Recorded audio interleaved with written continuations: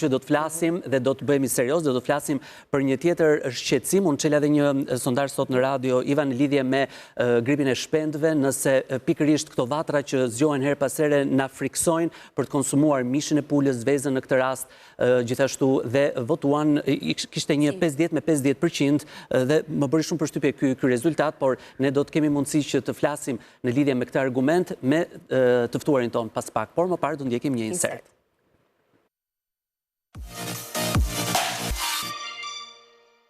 Agjencia e Ushqimit dhe Veterinarisë në Kosovë ka marrë masa për kontrollin e ngarkesave me produkte shtazore, kafshë dhe shpezë të gjalla që vijnë nga zona e Durrësit.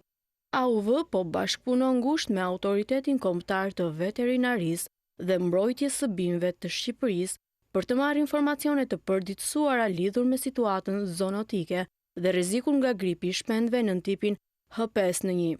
Aktualisht, një fermë afër Durrësit është identifikuar si e prekur nga ky grip. Për momentin, gripi i shpendëve është i kufizuar vetëm në një fermë të izoluar dhe autoritetet shqiptare kanë ndërmarrë masa urgjente për të kufizuar përhapjen e tij. Kjo përfshin izolimin e zonës dhe ndalimin e lëvizjes së brendshme në atë rajon. Gjithashtu, fermerët që mbajnë shpend u kërkohet të zbatojnë pavonesë masat e biosigurisë në fermat e tyre për të parandaluar përhapjen e gripit të shpendëve. Do të jemi në një lidhje Skype me profesor Xhelil Kolecin, i cili është edhe profesor i sëmundjeve infektive veterinare në Universitetin Bujqësor të Tiranës, për të na njohur më shumë me atë çfarë po ndodh aktualisht për sa i përket gripit të shpendëve. Ndërkohë që rastet e para janë shfaqur në qytetin e Durrësit, por menjëherë janë marrë masa. Profesor, përshëndetje dhe mirë se vini në mes nesh. Përshëndetje. Dhe mirë se Përshëndetje. Faleminderit. Profesor, si duket se paraqitet kjo situatë dhe a përbën alarm për qytetarët? Në fakt, sëmundja e shkaktuar nga virusi H5N1 është një sëmundje zoonotike e cila ka potencialin për të prekur njeriu, por momentalisht risku është shumë i vogël dhe nga 6 nivelet e riskut që ka Organizata Botërore e Shëndetësisë, jemi tek njëshi, për shkak sepse vetëm kemi evidentim të shkaktarit që qarkullon në popullatën e shpendëve. Ne s'kemi asnjë evidentim tjetër që mund të kalojë, që ka kaluar tek njerëzit. Megjithatë, sëmundja është shumë e rëndë për sa i përket ekonomisë blegtorale, në këtë rast të shpendarisë dhe të fermës të cilën ajo ka prekur, për shkak se ka një përhapje shumë të gjerë dhe një shkallë të vdekshmërisë ose të letalitetit pothuajse 100%.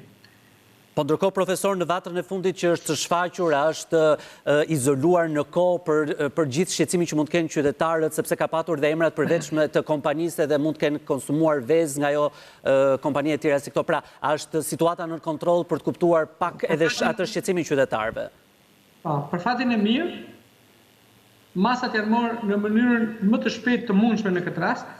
Është bërë detektimi në kohën e duhur, bashkëpunimi me sa duket me shërbimin veterinar dhe me fermerin ka qenë në lartësinë e duhur, dhe institucionet kanë marrë gjitha masat për ta vendosur në kushte karantinore. Transmetimi i sëmundjes nga produktet mishi apo vezët është pothuajse i pamundur. Kështu që konsumatori mjafton me gatimin krejt normal të kushteve normale, pa ndonjë kujdes specifik ose shtesë, është i sigurt dhe i garantuar që nga konsumi i këtyre produkteve nuk ka asnjë rrezik. Pra, profesor, nëse konsumojmë vezën e zier ose të skuqur apo mishin e pulës të pjekur, pra nëse kalon në një proces të caktuar temperature, nuk ka problem për shëndetin e njeriut. Këtë po thoni? Absolutisht, është totalisht i garantuar shëndeti i njeriut. Nga kjo pjesë është totalisht e garantuar. Njeriu më i rrezikuar është ai që kontakton me shpendët e ngordhur, që kryen nekropsi, pra në këtë rast mjeku veterinar ose kujdestari i kafshëve, pronari i fermës, apo njerëzit që mund të gjejnë dhe të manipulojnë rastësisht me karkasat e kafshëve dhe duhet një kontakt i ngushtë. Duhet një kontakt shumë i ngushtë për një kohë të gjatë me shpendin e ngordhur apo të sëmurë, por është risku për pjesën tjetër është minimal, fare neglizhueshëm. Cili është ky risk? Cili është ky risk për fermerin? Për fermerin, cili është risku apo për veterinerin? Për veterinerin është riskun që duke kryer nekropsinë e këtyre shpendëve, mundet që me aerozol të kontaktoj të ekspozohet me partikujlat virale, të cilët duhet kalojnë edhe në këtë rast të kalojnë në thellësi të mushkëlive, që aty të zënë vend, por ato mbrohen, kanë mjetet e tyre mbrojtëse, duhet veshin veshjet e tyre mbrojtëse, përfshirë veshje një përdorimshme, njëkohësisht edhe syzat, maskat e tjera, të cilët e garantojnë dhe minimizojnë shumë riskun. Kurse përsa i përket konsumatorit, konsumatori mund të ndikohet nga mungesa e produkteve, nëse sëmundja përhapet gjërësisht nga rritja e çmimit, por përsa i përket sigurisë ushqimore, është shumë i garantuar, mjafton që produktet të kalojnë në një proces normal gatimi, nuk pa asnjë mas tepër shtesë për këtu. Totalisht i garantuar. Profesor, cilat janë masat që duhet të ndërmarrë një fermer nëse sheh që në fermën e tij mund të ketë pula të cilat kanë ngordur? Pra, cilat janë masat që ai duhet të ndërmarrë, ku duhet ai të drejtohet dhe çfarë bëhet me shpendët që janë të ngordur? Masa e parë që duhet të marrë fermeri është të lajmërojë dhe të bashkëpunojë ngushësisht me mjekun veterinar. Ky është çelësi i suksesit.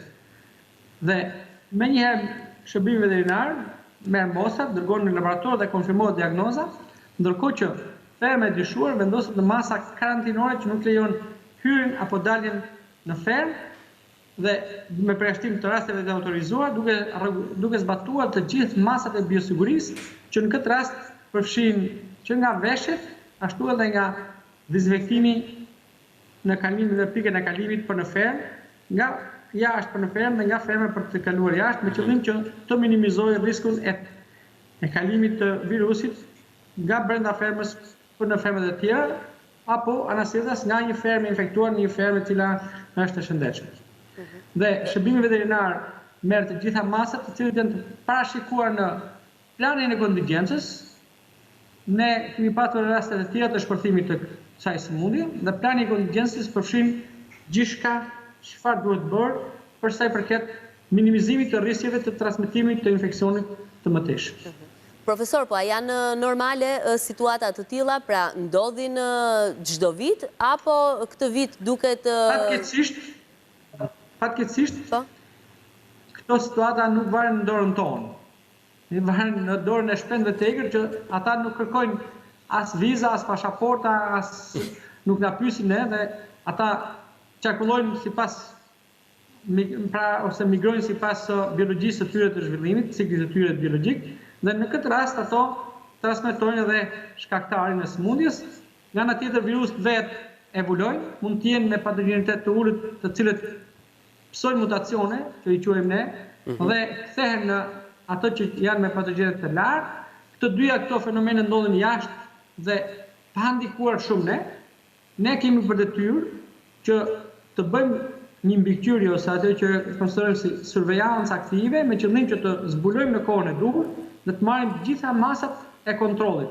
Sëmundja është e pamundur që ta stopojmë që mos ndodhi asnjëherë, por ne kemi eksperiencën e duhur, tonën dhe të huaj, për të minimizuar rrezikët në raste kur ajo ndodh.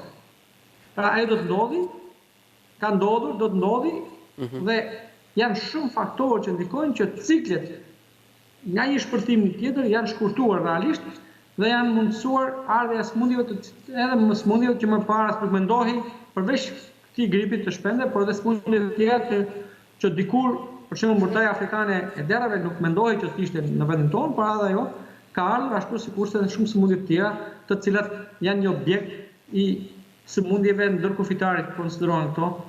Ndërkohë, të cilët studentët e mjekësisë e bëjnë në universitet, janë studime universitare. Ndërkohë, profesora, dihet se ku ka vatra të tjera jashtë vendit tonë, pra jashtë territorit tonë, për të marrë masa dhe për të ndaluar ndoshta importimin prej këtyre vendeve edhe të mishit të pulës, pra ose të pulave, sepse tjetër gjë është ajo që ndodh këtu, por nga ana tjetër a ka masa, ka kontrolle për të minimizuar importin e këtyre produkteve.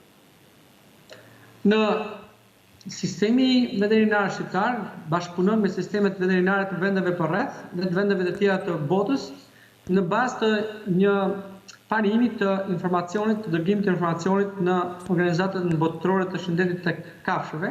Po? Dhe mbi bazën e saj, çdo shpërthim që ndodh, ai raportohet.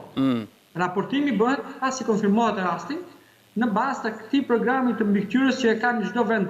Si e kemi ne për gripin e shpendëve, e kanë vendet përreth, njëkohësisht vendet e Bashkimit Evropian, të gjitha e kanë një sistem surveillance.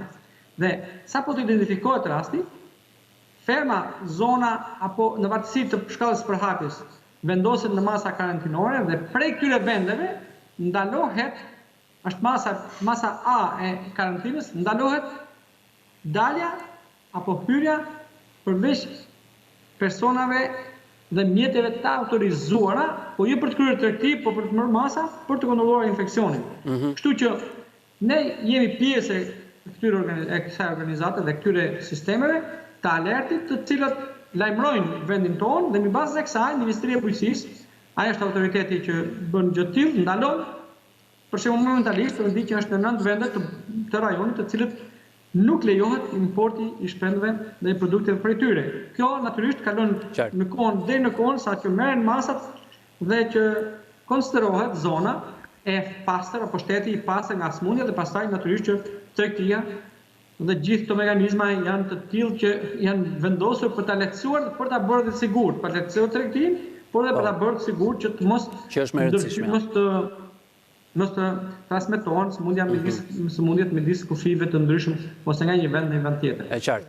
Sëmundja natyrisht është jo vetëm në Europë, por është edhe në Amerikë.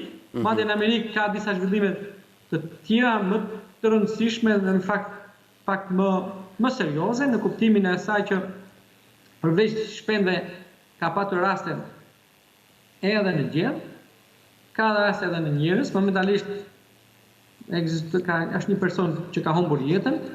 Janë 70 raste të infektuara, por përsëri niveli e alarmit është... Personi që ka humbur jetën nga se profesora dihet? Nga virusi.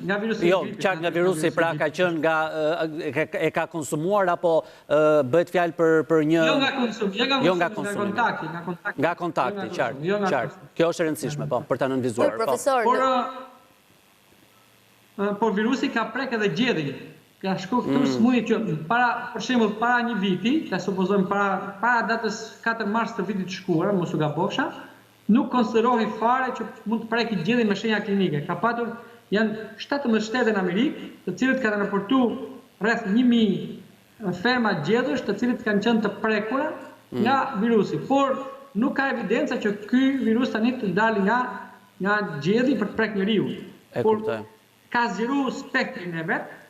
Megjithatë, niveli i alarmit është niveli më minimal, 1.